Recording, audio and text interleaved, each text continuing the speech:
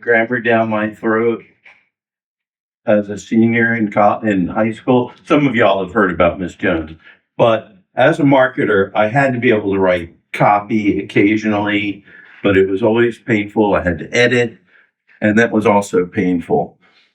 As some of y'all know, I love the outdoors. I loved reading about the outdoors. I loved adventure stories. And most of my kids had the opportunity to learn how to hunt and go outside with me. But my oldest daughter, while fascinated by the outdoors, never had any interest. But when she was 27 in college, she came home one day and said, "Dad, I'd like to learn how to hunt." And I explained all the different skills she would have to learn. And to me, it seemed like an impossible task. But eventually, she did what it took to learn how to hunt, and she was successful with me. And I love telling the story. I was meeting with the editor of the American Hunter, and I told the story. Actually, I told it first at a Toastmasters meeting at a regular speech.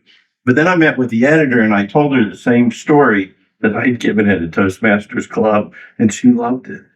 And she said, "Chris, I'd love to have a writer interview you for that story."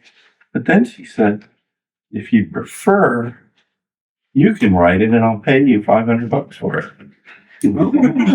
So that's how I started writing. And I've been published now 4 or 5 times and been paid for all of them. And this is a journey that really is kind of serendipitous. I never planned on this. Madam Discussion.